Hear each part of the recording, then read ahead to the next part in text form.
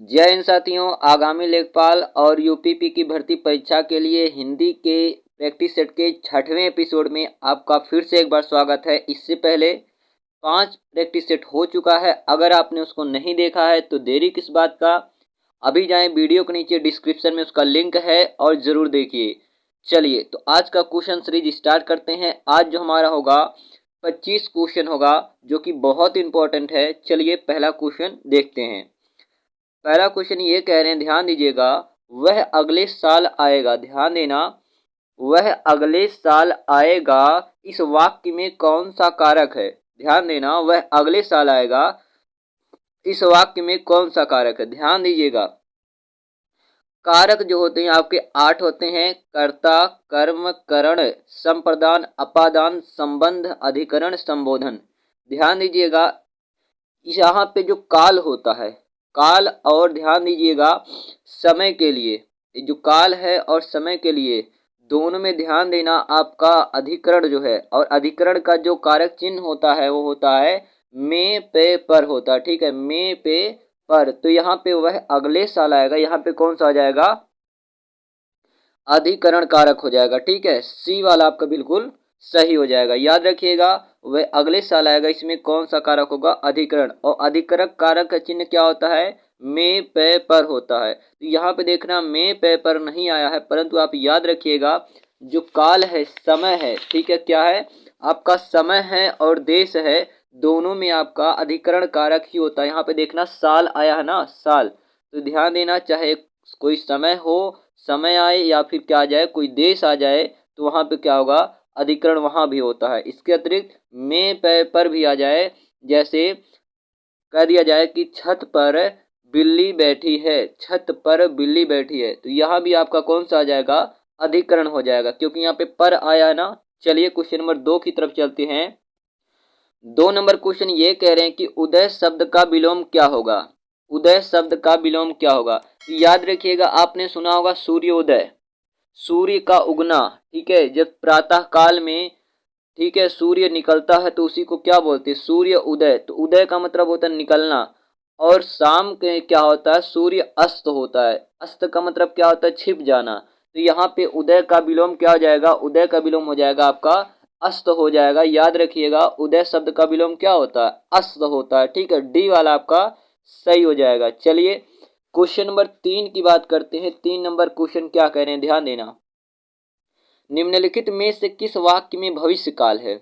निम्नलिखित में से किस वाक्य में भविष्य काल है? फ्रेंड्स याद रखिएगा, इंग्लिश ग्रामर जो है, टेंस है, और हिंदी जो है, दोनों टाइप जो है अलग अलग है। इंग्लिश में आपने पढ़ा present indefinite, present continuous, present perfect, present perfect continuous.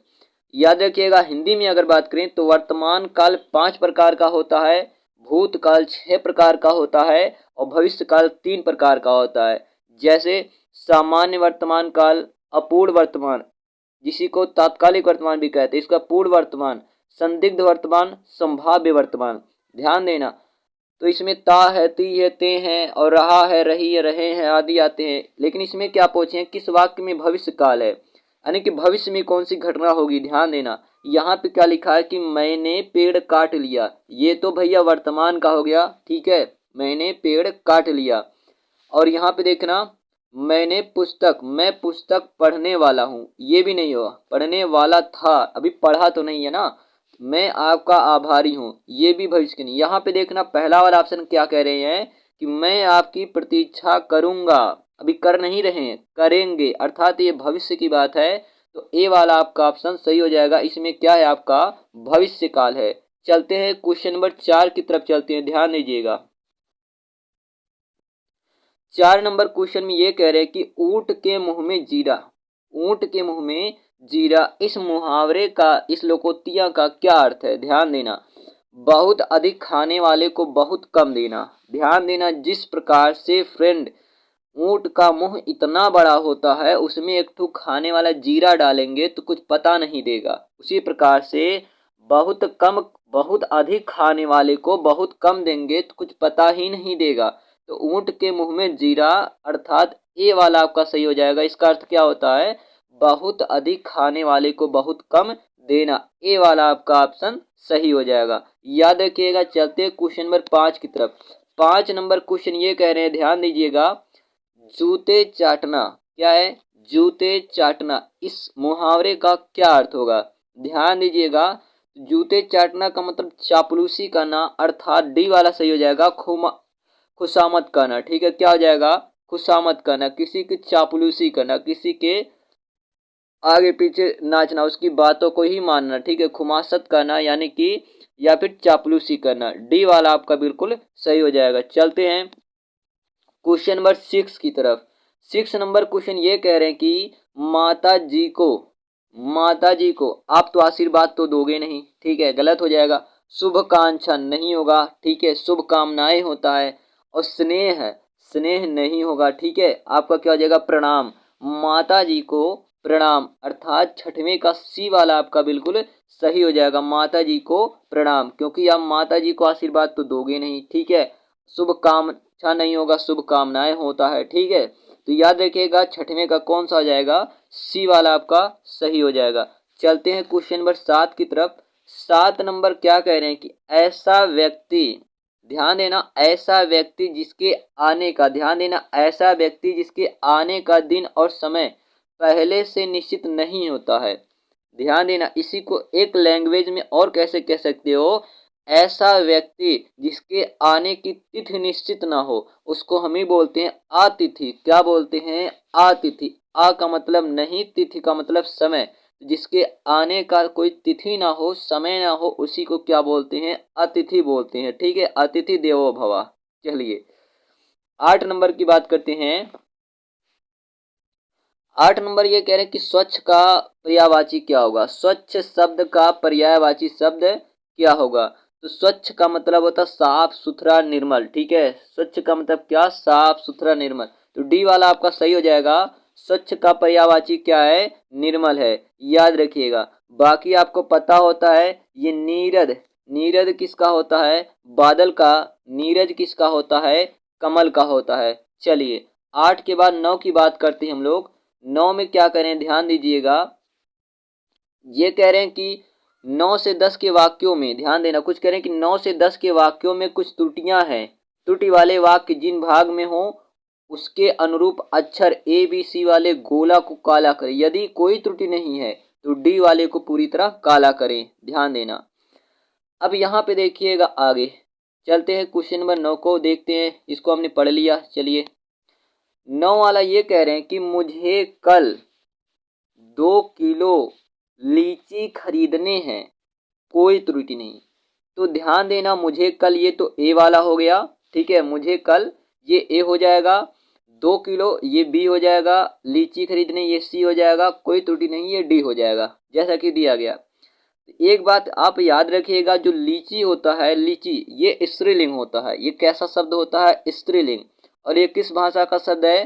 तो ये चीनी भाषा का शब्द है। चीकू हो गया, लीची हो गया, चाय हो गया, ये किस भाषा का शब्द है? चीनी भाषा का शब्द है।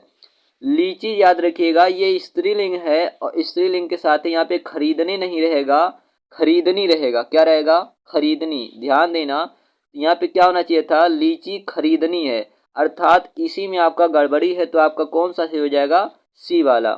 अर्थात किसमें गलती? आपके सी वाले में गलती है। यहाँ पे लीची खरीदने हैं नहीं रहना चाहिए, लीची खरीदनी है। क्यों? क्योंकि लीची क्या है? स्त्रीलिंग है। याद रखिएगा। चलते क्वेश्चन नंबर 10 की तरफ। 10 वाला क्वेश्चन ये कह रहा है कि अपने अपने किताबें बस्ते में डाल लो। ठीक है, अपने अपने ए वाला, बस्ते में बी वाला, डाल लो सी। ठीक है, कोई त्रुटि नहीं है। तो यहाँ पे देखना, जो किताब है वो भी क्या होता है? स्त्रीलिंग। जैसे हमने कहा था कि मैंने पुस्तक पढ़ी। ठीक है, पढ़ा नहीं कहते, मैंने पुस्तक पढ़ा। हमने क्या कहते हैं? हमने पुस्तक पढ़ी। तो किताब भी क्या आता है? स्त्रीलिंग में ही आता है। किताब स्त्रीलिंग शब्द है। और याद रखिएगा, यहाँ पे स्त्रीलिंग है तो अपने अपने नहीं रहेगा। क्या रहेगा? अपनी अपनी रहनी चाहिए। क्या रहना चाहिए? अपनी अपनी। तो गलती कहाँ है? इसी ए वाले में। तो याद रखिएगा, यहाँ पे कौन सा सही हो जाएगा? आपका ए वाला बिल्कुल सही हो जाएगा। यहाँ पे क्या होना चाहिए था? अपनी अपनी रहना चाहिए। ठीक है, अपनी अपनी किताबें। तो ए वाला आपका सही हो जाएगा। चलते हैं क्वेश्चन नंबर 11 की तरफ। 11 में देखना निर्देश क्या दिए हैं कि 11 और 12 में अनिकार्थी शब्द दिए गए हैं, अर्थ शब्द के साथ ही लिखा है, दूसरा अर्थ बताइए। अच्छा, इनके कहने का मतलब क्या है, ध्यान देना। इनके कहने का मतलब है कि प्रमत्त, प्रमत्त का एक अर्थ होता है स्वेच्छाचारी, ठीक है, अपने इच्छा के। प्रमत्त का अर्थ क्या होता है, स्वेच्छाचारी। तो प्रमत्त का दूसरा अर्थ क्या होता है, वही पूछने, क्या दूसरा अर्थ। तो याद रखिएगा जो प्रमत्त का दूसरा अर्थ होता है, यहाँ पे 12 नंबर में आपको याद रखना है। पहला तो इन्होंने क्या दिया है, स्वेच्छाचारी, दूसरा आपका क्या हो जाएगा, उन्मत्त हो जाएगा, ठीक, अपने मन में ही एकदम मस्त, ठीक है, उन्मत्त, अपनी इच्छा के अनुसार, ठीक है। तो 11 का आपका ए वाला बिल्कुल सही हो जाएगा। चले क्वेश्चन नंबर 12 की तरफ।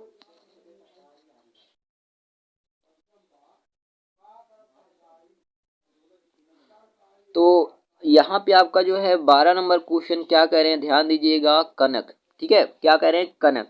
कनक का एक अर्थ होता है धतूरा, क्या दिए हैं, धतूरा। और कनक का दूसरा अर्थ क्या होता है, तो याद रखिएगा कनक का दूसरा अर्थ क्या होता है, सोना। आपने सुना होगा, कनक कनक के 100 गुनी, माँ दखता अधिकार, या खाए बौराए जग, वा पाए बौराए। तो यहाँ पे कौन सा होता है, यमक अलंकार होता है, ठीक है। तो कनक का एक अर्थ होता है धतूरा और एक अर्थ क्या होता है, सोना। तो आपका हो जाएगा डी वाला ऑप्शन आपका बिल्कुल सही हो जाएगा। चलते क्वेश्चन नंबर 13 की तरफ, ध्यान देना। 13 नंबर क्वेश्चन ये कह रहे हैं कि रीति अनुसार शब्द का संधि विच्छेद क्या होगा। ध्यान देना, रीति अनुसार शब्द का संधि विच्छेद क्या होगा। तो इसका क्या हो जाएगा, रीति धन अनुसार हो जाएगा, ए वाला आपका सही हो जाएगा। क्या हो जाएगा, रीति धन अनुसार। क्यों, क्योंकि रीति देखना ये छोटी ई पे खत्म हो रहा है, किस पे खत्म हो रहा है, छोटी ई पे, और अनुसार ये छोटा पे शुरू हो रहा है, ठीक है। ई और आ मिलके आपका क्या बन जाता है, या और वा को क्या कहते हैं, अर्धस्वर भी कहते हैं, या और वा को क्या कहते हैं, अर्धस्वर। ई और या मिल, ई और आ मिलके क्या हो जाता है, आपका या बन जाता है। तो आपका क्या हो जाएगा, रीति धन अनुसार बराबर रीत्यानुसार, ठीक है। तो यहाँ पे कौन सी संधि हो जाएगी, ध्यान देना, आपका हो जाएगा यर्थ संधि हो जाएगा, ठीक है। तो 13 का ए वाला सही है, रीति धन अनुसार हो जाएगा। चले क्वेश्चन नंबर 14 की तरफ। आगे इन्होंने क्या कहा, ध्यान दीजिएगा। इन्होंने कहा है कि 14 और 15 में निम्नलिखित वाक्यों में से शुद्ध वाक्य का चयन कीजिए। हाँ, हमको क्या करना है, शुद्ध वाक्य का चयन करना है। देखिएगा, चलिए करते हैं। 14 नंबर क्वेश्चन कह रहे हैं कि वह एक महिला विद्वान थी, वह एक महिला विद्वान थी, ये तो गलत है, ठीक है।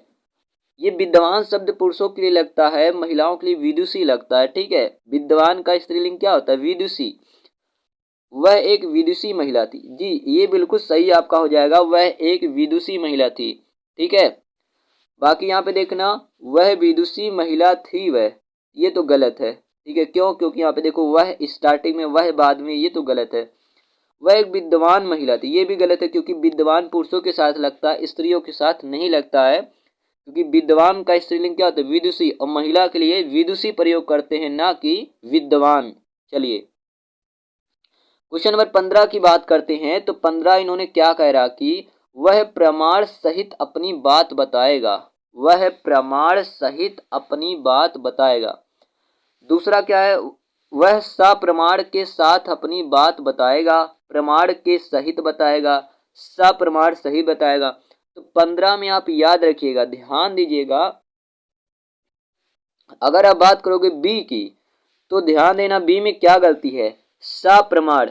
सप्रमाण का मतलब हो जाता है प्रमाण के साथ। सप्रमाण का मतलब क्या होता है, प्रमाण के साथ। तो यहाँ पे के साथ लगाने की कोई जरूरत ही नहीं थी, तो ये तो ऐसे गलत हो गया।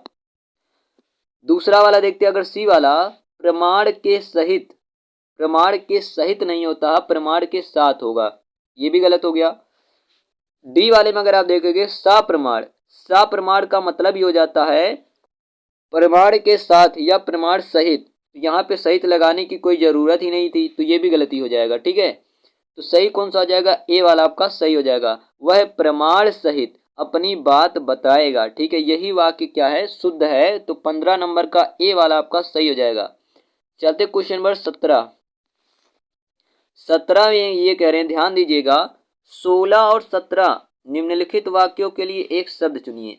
अच्छा, वाक्यांश के लिए एक शब्द है, क्या है? किसी की सहायता करने वाला, किसी की सहायता करने वाला क्या कहलाता है? तो याद रखिएगा, किसी की सहायता करने वाला सहायक कहलाता। क्या कहलाता है? सहायक। ध्यान देना, किसी की सहायता करने वाला क्या कहलाता है? सहायक। और ध्यान दीजिएगा, सहकार क्या होता है? साथ काम करने वाला सहकार कहलाता है। साथ काम करने वाला सहकार कहलाता है। और ध्यान दीजिएगा, आगे जो आपने इन्होंने दिया है, हृदयवान जो व्यक्ति है, जो हृदयवान हो उसी को बोलते हैं सहृदय। ये हृदय सहित सहृदय। सहचर, सहचर का मतलब हो जाएगा साथ साथ चलने वाला, साथ चलने वाला, उसको क्या कहते हैं? सहचर कहते हैं। याद रखिएगा।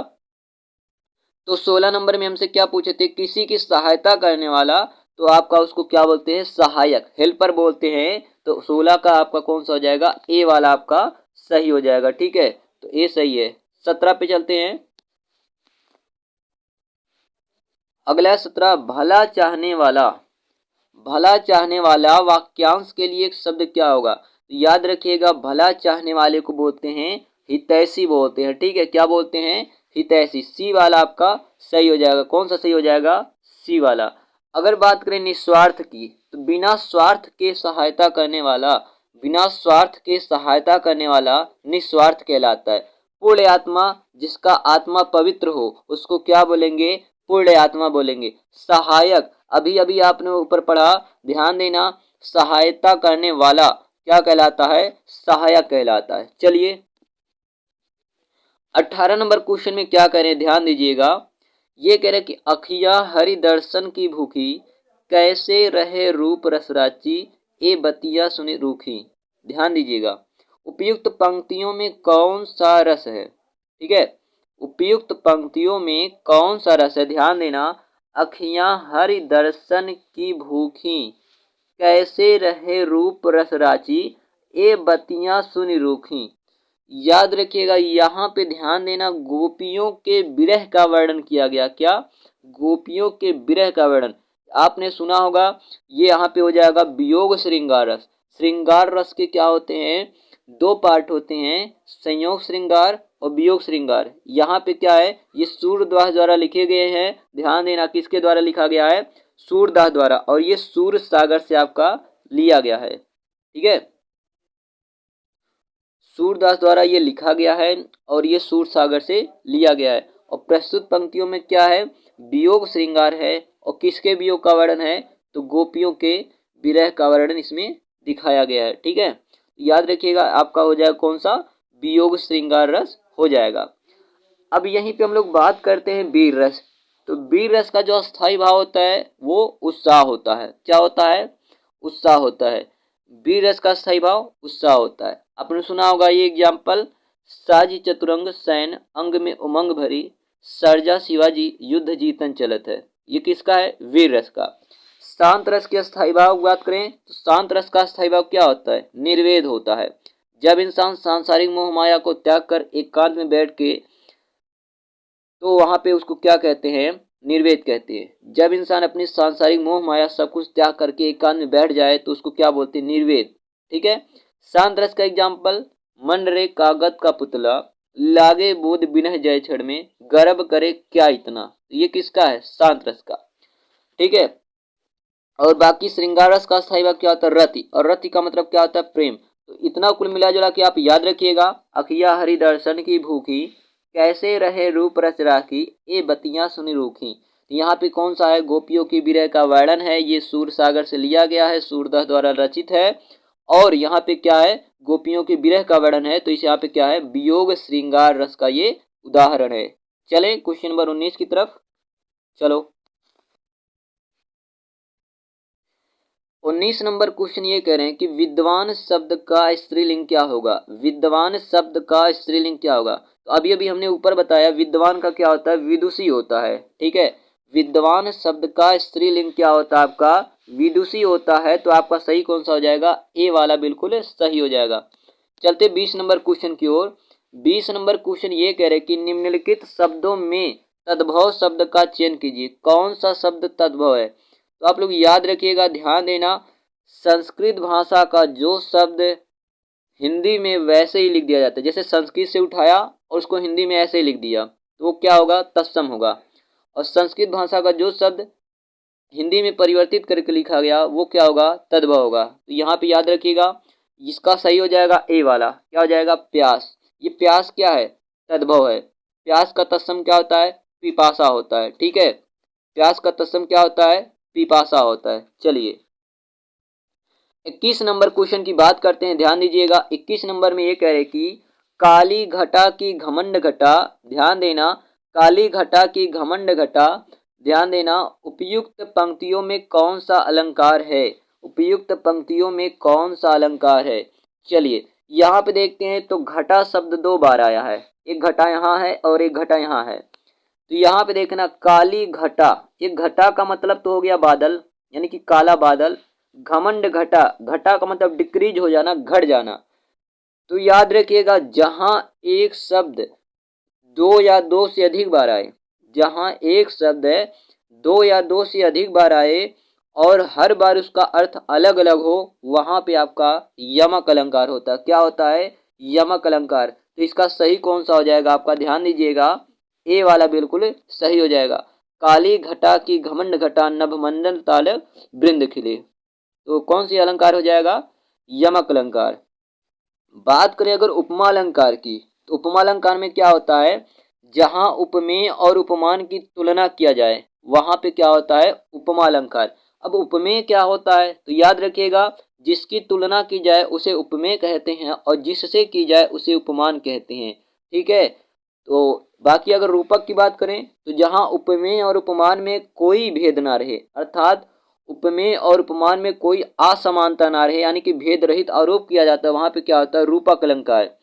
ध्यान देना, रूप अगर उपमा के एग्जाम्पल की बात करें तो पी पर पात सरिस मन डोला। ठीक है, पी पर पात सरिस मन डोला। रूपक के एग्जाम्पल की बात करें तो चरण कमल बंदो हरिराई। ठीक है, उत्प्रेक्षालंकार की अगर आप बात करोगे तो जहां पे उपमेय में उपमान की संभावना किया जाए, याद रखिएगा, जहां उपमेय में उपमान की संभावना किया जाए वहां उत्प्रेक्षा अलंकार होता है। ठीक है, आपने सुना होगा, सोह तोड़े पीत पटु श्याम सुलोने गात, मनो नीलमणि शैल पर आत प्रिय प्रभात। इस पंक्तियों में क्या है, उत्प्रेक्षा अलंकार। चलिए क्वेश्चन नंबर 22 की तरफ। 22 नंबर क्वेश्चन ये कह रहे हैं, ध्यान दीजिएगा, क्या कह रहे हैं ये कि चाकू शब्द का बहुवचन क्या होता है, चाकू शब्द का बहुवचन क्या होता है। ध्यान देना, चाकू शब्द का बहुवचन होता है चाकू होता है, क्या होता है, चाकू ही होता है। आपको बताते हैं, ध्यान देना, चाकू शब्द पुल्लिंग में आता है, आकारांत हो या आकारांत हो या इकारांत हो या ईकारांत हो, उकारांत हो या उकारांत हो। आकारांत का मतलब जो शब्द छोटा आ पे खत्म हो, आकारांत का मतलब जो बड़ा आ पे खत्म हो। तो चाहे अकारांत हो, चाहे आकारांत हो, चाहे इकारांत हो, चाहे ईकारांत हो, चाहे उकारांत हो, चाहे उकारांत हो, अगर ये पुलिंग कोई भी हो। ठीक है, यानी कि पुलिंग आकारांत, पुलिंग आकारांत, पुलिंग इकारांत, पुलिंग ईकारांत, पुलिंग उकारांत और पुलिंग उकारांत, कोई भी आए तो इसका ध्यान देना, एक वचन और बहुवचन समान होता है, यानी कि बदलता नहीं है। जैसे देखो चाकू है, चाकू छोटा बड़ा ऊ पे खत्म हो रहा है तो उकारांत बोलेंगे, ये क्या, उकारांत। ठीक है, क्योंकि क्या, बड़ा ऊ पे तो उकारांत है, तो इसका बहुवचन भी क्या होगा, सेम होगा, वही होगा। तो याद रखिएगा 22 का कौन सा हो जाएगा, डी वाला आपका सही हो जाएगा। चलिए question number next. 23 number question ये कह रहे हैं कि त्रिवेणी, त्रिवेणी शब्द में कौन सा समास है, त्रिवेणी। ध्यान देना, यहाँ पे एक शब्द लिखा त्रिवेणी, आप इसको अलग जब करेंगे ध्यान दीजिएगा तो त्रिधन वेड़ी, त्रिधन वेड़ी हो जाएगा, क्या हो जाएगा, त्रिधन वेड़ी। तो त्रि का मतलब हो गया तीन, वेड़ी का मतलब हो गया वेड़ी। तो तीन वेड़ियों का समूह जिसका पहला पद संख्यावाची, उसको क्या बोलते हैं, द्विगु समास। क्या बोलते हैं, द्विगु समास। तो यहाँ पे आपका कौन सा हो जाएगा, त्रिवेणी में द्विगु समास हो जाएगा। बात करें अगर कर्मधारय समास की, तो जिसका पहला पद विशेषण होता है, जिसका पहला पद विशेषण होता है उसे कर्मधारय समास कहते हैं। जैसे नील कमल, कमल कैसा, नीला। बहुब्रीहि समास की बात करें तो याद रखिएगा, इसमें क्या होता है, जिसमें अन्य पद प्रधान होता है। बहुब्रीहि में क्या होता है, अन्य पद प्रधान। जैसे दशानन, दशानन अर्थात क्या हो जाएगा, रावण। चलिए द्वंद्व समास की बात करें, इसमें ध्यान देना, दोनों पद प्रधान होता है, क्या होता है, दोनों पद प्रधान होता है। किसमें, द्वंद्व समास, जैसे माता पिता, भाई बहन, ठीक है, रात दिन, ठीक है। तो याद रखिएगा 23 का कौन सा सी हो जाएगा, सी वाला, द्विगु समास। चलते हैं क्वेश्चन नंबर 24 की तरफ। 24 में ये कह रहे हैं कि निम्नलिखित विकल्पों में से तत्सम शब्द का चयन कीजिए। निम्नलिखित विकल्पों में से तत्सम शब्द का चयन कीजिए। तो यहाँ पे याद रखिएगा जो तत्सम शब्द है आपका क्या हो जाएगा, 24 है। चलिए 24 का आप लोग याद रखिएगा कौन सा हो जाएगा, 24 का निकृष्ट हो जाएगा, ठीक है। 24 का कौन सा होगा, निकृष्ट होगा। चलिए 24 का कौन सा हो जाएगा, निकृष्ट हो जाएगा। ये तत्सम, तत्सम क्या है, संस्कृत भाषा का जो शब्द हिंदी में वैसे लिख दिया जाए वही क्या है, तत्सम है। और तद्भव क्या है, संस्कृत भाषा का कोई शब्द उठाया और हिंदी में बदल के लिख दिया, तो जो बदल के लिखा गया शब्द है वही क्या हो जाएगा, तद्भव हो जाएगा। बात करें अगर तीखा, ये तीखा ना, तो याद रखिएगा जो तीखा शब्द है ये आपका कैसा है, तद्भव है। कैसा है, तद्भव है। तो याद रखना जो तीखा आपका, तीखा का क्या हो जाएगा, तीक्ष्ण होगा। क्या होगा, तीक्ष्ण होगा, ठीक है। अटारी, अटारी का आपका क्या होता है, तत्सम। अटारी का तत्सम क्या होता है, अट्टालिका होता है। अटारी का तत्सम क्या होता है, अट्टालिका होता है। गहरा का तत्सम क्या होता है, तो गंभीर होता है। गहरा का तत्सम क्या होता है, गंभीर होता है। तो याद रखिएगा, ध्यान दीजिएगा, आपको अब बताएं जो जो याद रखना। निम्नलिखित विकल्पों में से तत्सम शब्द का चयन करें। तो तत्सम कौन सा है, निकृष्ट है। बाकी तीखा, अटारी और गहरा क्या है, तद्भव है। तीखा का हमने क्या बताया, तत्सम, तो तीखा का याद रखना तीक्ष्ण। अटारी का तत्सम क्या होता है, अट्टालिका। गहरा का तत्सम क्या होता है, तो गंभीर होता है। चलते हैं क्वेश्चन नंबर 25 की तरफ, और ये हमारा आज का क्या है, आखिरी प्रश्न है। चलते हैं देखते हैं। कह रहे हैं कि ध्यान देना, निम्नलिखित वाक्य में मोटे छापे गए शब्द की शुद्ध वर्तनी कौन सी है। अच्छा, वर्तनी शुद्धिकरण करना है। चलिए यहाँ पे दिया इन्होंने अत्याधिक, क्या दिया, अत्याधिक व्यस्तता से जीवन में नीरसता आ जाती है। तो अत्याधिक का हमको शुद्ध रूप बताना है कि अत्याधिक का शुद्ध क्या होगा, शुद्ध वर्तनी। तो याद रखिएगा अत्याधिक नहीं होता है, अत्यधिक होता है। ए वाला आपका सही हो जाएगा। कौन सा, ए वाला बिल्कुल सही हो जाएगा। अत्याधिक नहीं होता, क्या होता, अत्यधिक होता है। तो फ्रेंड्स यहाँ पे आपका जो है 25 क्वेश्चन कंप्लीट होता है। आई होप आपको पसंद आया होगा। पसंद आया है तो वीडियो को लाइक करना और चैनल को सब्सक्राइब करना ना भूलें, ऐसे ही और वीडियो पाने के लिए, ठीक है। तो स्वस्थ रहें, स्वच्छ रहें, मिलते हैं अगले वीडियो में। धन्यवाद।